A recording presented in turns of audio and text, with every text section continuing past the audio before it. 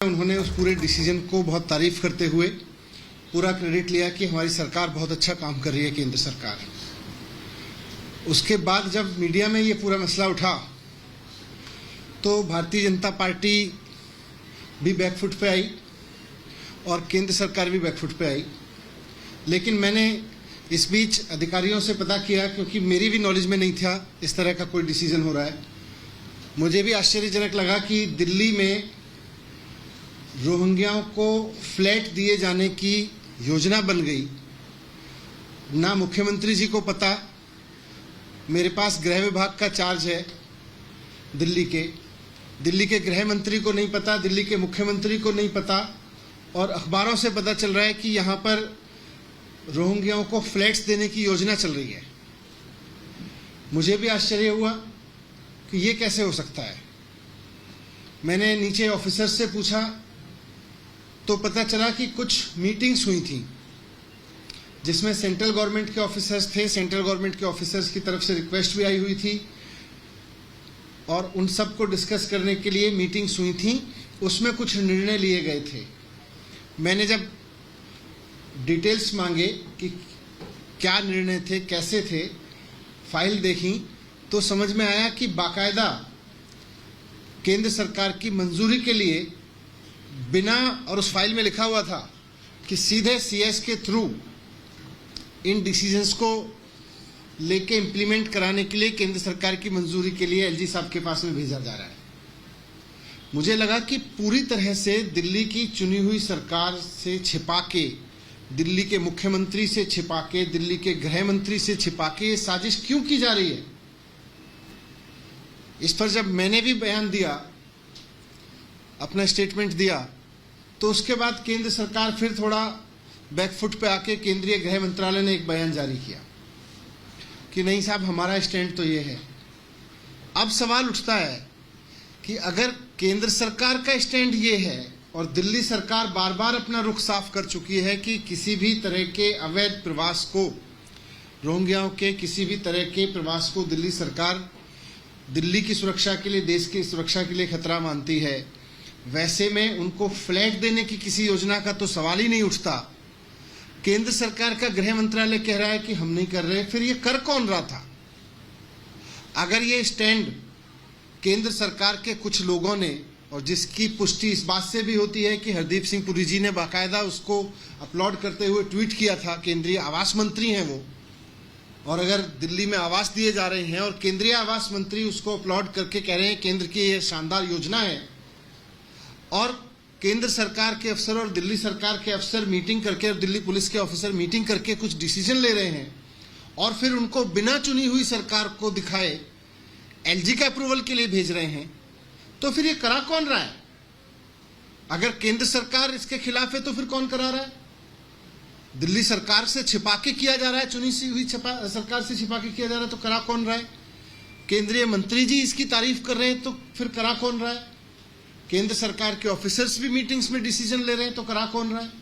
तो इसीलिए मैंने गृह मंत्री जी को, केंद्रीय गृह मंत्री जी को चिट्ठी लिखी है अभी, और उसमें मैंने उनसे ये रिक्वेस्ट किया है कि पहली बात तो ये कि आप केंद्र सरकार का स्पष्ट रुख देश के सामने रखें, दिल्ली के सामने रखें, और दूसरा, ये जो साजिश हो रही है या हो रही थी कि दिल्ली की चुनी हुई सरकार से छिपाकर, और अगर केंद्र सरकार भी ऐसा मानती है कि रोहिंग्याओं को नहीं बसाना है, फ्लैट नहीं देने, तो फिर केंद्र सरकार के भी रुख के खिलाफ जाके ये डिसीजंस किसके कहने पे लिए जा रहे थे, कौन ले रहा था, कहां से इसके आदेश आ रहे थे, ये सबकी बहुत निष्पक्ष तुरंत जांच होनी चाहिए। और जो भी लोग अगर केंद्र सरकार के रुख के खिलाफ जा रहे थे तो केंद्र सरकार के रुख के खिलाफ, और दिल्ली की सरकार से, चुनी हुई सरकार से छिपा के डिसीजन लेना चाह रहे थे तो उनके खिलाफ सख्त कार्रवाई होनी चाहिए। ये मैंने केंद्रीय गृह मंत्री जी को अभी चिट्ठी लिखी है। मनीष जी, डिविजनल कमिश्नर ने ये तैयार किया था, प्रस्ताव किया था कि उनको यहाँ से शिफ्ट करके और बकरवाला में रखा जाए, और चीफ सेक्रेटरी ने उसको पास किया। उससे पहले ये एसडीएम के लेवल पे भी ये तैयार हुआ था कि उनका क्या विकल्प है, कहाँ पे रखा जाए। इस पूरी प्रक्रिया में कहीं से भी दिल्ली सरकार को रूप में नहीं, मैं इसीलिए बोल रहा हूँ कि फिर दिल्ली सरकार दिल्ली के मंत्रियों से नहीं पूछ रहे, मुख्यमंत्री से डिस्कस नहीं कर रहे, अचानक कोई FRRO की चिट्ठी आती है, उसके बेस पे NDMC को लिख देते हैं। फिर एक केंद्र के मंत्री जी कहते हैं, आवास मंत्री हैं जो कि हाँ बहुत बढ़िया है, फ्लैट दिए, आवास दिए जा रहे हैं, हम अपने तारीफ करते हैं सरकार की। फिर जब हम कहते हैं भाई चुनी हुई सरकार को तो पता ही नहीं है, पूछ ही नहीं रहे, फिर गृह मंत्रालय कहता है हमें भी नहीं पता या हम ऐसा नहीं चाह रहे। तो फिर ये साजिश क्या हुई है, किसने की है और किसके कहने पे की है, कौन लोग ये डिसीजन ले रहे थे और क्यों ले रहे थे? दिल्ली गवर्नमेंट के जो होम डिपार्टमेंट के सेक्रेटरी हैं उनके वो भी लूप में थे, वो भी आप। मैं वही पूछ रहा हूं ना कि जब केंद्र सरकार भी कह रही है, अगर केंद्र सरकार का ये रुख है, पहले तो केंद्र सरकार अपना रुख स्पष्ट करे, और फिर मैं तो स्पष्ट रूप से लिख के दे रहा हूं।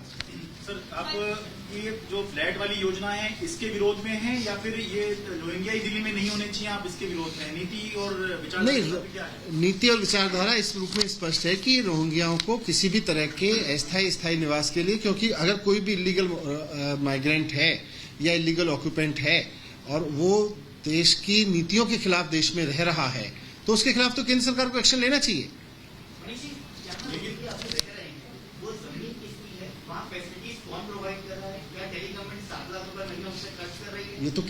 ये तो दिल्ली पुलिस बताएगी ना कहाँ रह रहे हैं, ये केंद्र सरकार बताए कहाँ छिपा कर। ये तो आप अपने बेस पे पूछ रहे हैं ना। अभी तो दिल्ली सरकार के पास ऐसी कोई जानकारी नहीं है कि कहाँ रोहिंग्या रह रहे हैं, कहाँ रह रहे हैं। एक इम्पोर्टेंट सवाल ये कि दिल्ली सरकार बार-बार ये कहती है कि हिमाचल में 6 महीने में हिमाचल का सीएम चेंज होने वाला है, गुजरात में 6 महीने में गुजरात का सीएम चेंज होने वाला है, या उसको पता चल जाता है कि उनका कौन सा मंत्री कब गिरफ्तार होने वाला है। उसका इतनी सारी नॉलेज होती है, इंटेलिजेंस की सब कुछ इनपुट होते हैं, लेकिन इसके बारे में डिप्टी सेक्रेटरी होम से लेके ACS होम तक, DM से लेके, यही तो मेरे लिए भी है। ऐसी इंटेलिजेंस इस मामले में एकदम से फेल रही है। मैं वही कह रहा हूँ कि ऐसी चीजें पता चल जाती हैं, और ये इतना सीक्रेटली किया जा रहा था, तो क्या साजिश है ये, इसकी जांच होनी चाहिए। जम्मू कश्मीर में नॉन कश्मीरी भी वोट डाल पाएंगे, थोड़ा सा सर, रोहिंग्या पे सवाल है। सरकार MHA ने कल चिट्ठी में कहा कि दिल्ली सरकार जो प्रेजेंट लोकेशन है रोहिंग्या कैंप की, उसको डिटेंशन